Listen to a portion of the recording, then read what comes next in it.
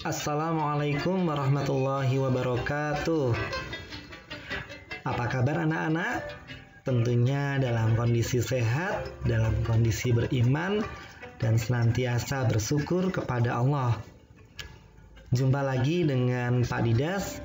Kali ini Pak Didas akan belajar bersama anak-anak semua tentang beriman kepada Rasul Allah. Namun sebelumnya, mari kita awali dengan membaca basmalah bersama-sama. Bismillahirrahmanirrahim. Hari ini kita akan belajar tentang beriman kepada Rasul Allah. Kenapa? Agar kita semua dapat memahami makna iman kepada Rasul Allah dan menunjukkan perilaku yang mencerminkan beriman kepada Rasul Allah.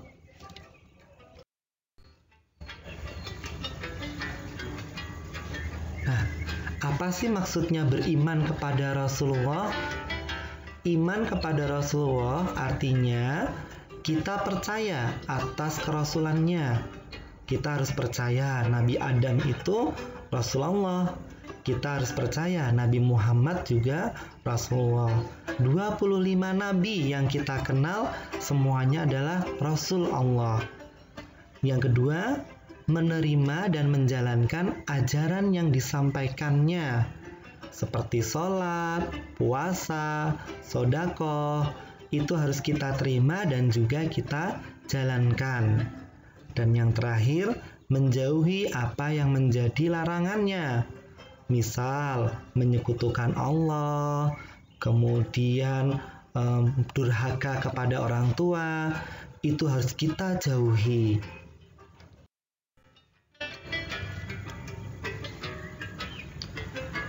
Nabi dan Rasul, kok kadang kita menyebut Nabi, kok juga kita kadang menyebut Rasul. Apa sih Nabi dan apa sih Rasul? Nah, Nabi adalah seorang laki-laki pilihan Allah yang mendapatkan wahyu dari Allah dan tidak wajib untuk menyampaikan kepada umatnya. Jadi yang namanya Nabi itu pasti seorang laki-laki. Dan Nabi tidak wajib untuk menyampaikan. Bisa untuk dirinya sendiri, bisa juga mengajak orang lain. Jumlahnya ada 124.000 lebih. Sedangkan Rasul adalah seorang laki-laki pilihan Allah yang mendapatkan wahyu dari Allah dan wajib untuk menyampaikan kepada umatnya. Jumlahnya 313.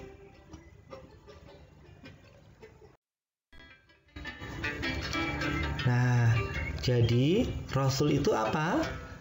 Seorang Rasul wajib menyampaikan wahyu Allah kepada umatnya, mengajak kepada umatnya. Nah, Rasul tadi dibimbing dan dijaga oleh Allah agar selalu di jalan yang benar dan terhindar dari perbuatan dosa. Nama lainnya maksum. Apa tujuan Rasul diutus? Allah mengutus Rasul untuk mengajak umatnya agar beribadah dan membimbing ke jalan yang benar dan memiliki akhlak mulia. Semua Rasul pasti mengajarkan kebaikan agar nanti kita bisa memiliki akhlak yang mulia.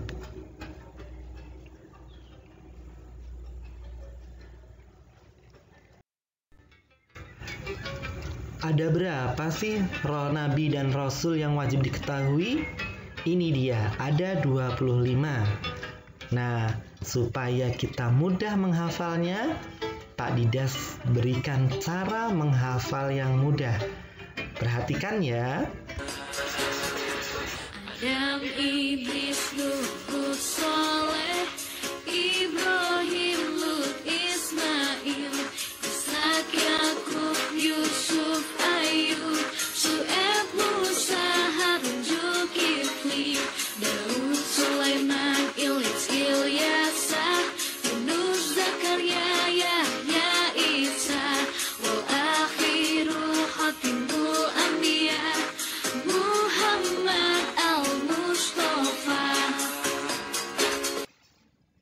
Nah, masih ingat kan dengan lagu tadi? Insya Allah dengan dinyanyikan seperti tadi, kita akan lebih mudah menghafalnya. Dari 25 nama Nabi dan Rasul yang wajib diketahui tadi, ada 5 Rasul yang mendapat gelar Rasul Ulul Azmi. Apa yang dimaksud Rasul Ulul Azmi? Rasul Ulul Azmi adalah para Rasul yang memiliki ketabahan yang luar biasa, keteguhan yang sangat tinggi, dan pantang menyerah dalam berdakwah. Siapa saja itu? Nabi Nuh. Dia berdakwah sampai bertahun-tahun. Walaupun pengikutnya sedikit, Nabi Nuh tetap semangat. Nabi Ibrahim harus melawan raja yang sangat kejam. Nabi Musa juga sama. Dia harus melawan raja yang sangat kejam, Fir'aun. Nabi Isa juga sama. Dia harus melawan raja. Terakhir Nabi Muhammad. Dia juga pantang menyerah. Nabi Muhammad Sallallahu Alaihi Wasallam.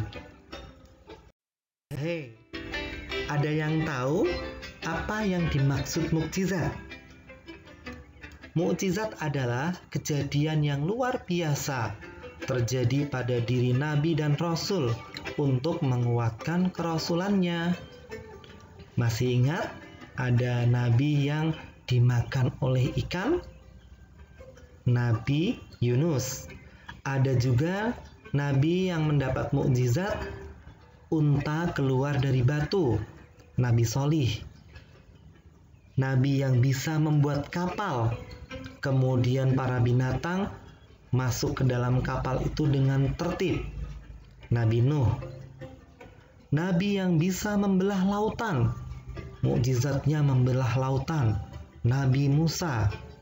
Ada juga Nabi yang diberi mukjizat tidak mempan dibakar oleh api. Nabi Ibrahim.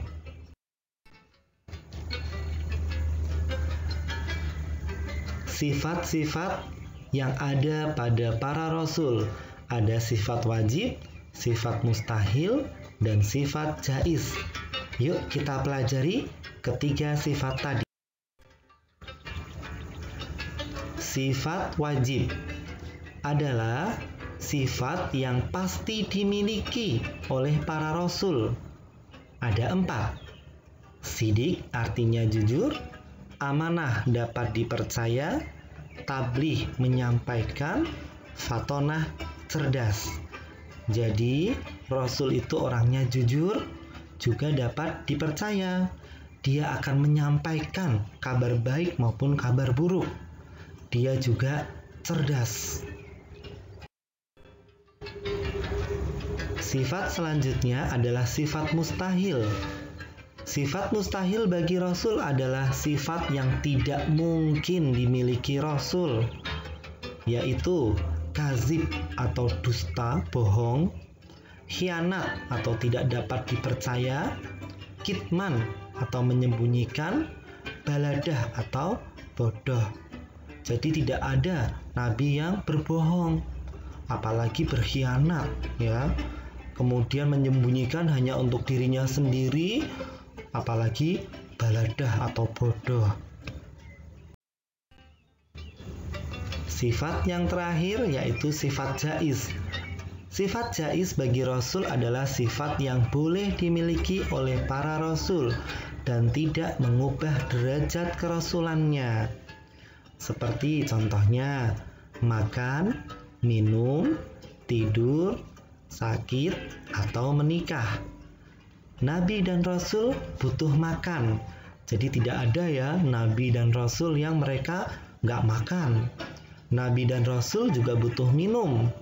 Mereka juga butuh tidur. Jadi kalau ada orang yang ngaku Nabi, kemudian dia nggak pernah tidur, wah maka dipertanyakan nih ya. Nah, itu tadi yang sudah Pak Dida sampaikan. Terima kasih sudah memperhatikan dengan baik. Jangan lupa untuk selalu belajar. Mohon maaf jika ada kesalahan dan semoga bermanfaat. Kita tutup dengan bacaan hamdalah. Alhamdulillahirabbil alamin. Wassalamualaikum warahmatullahi wabarakatuh.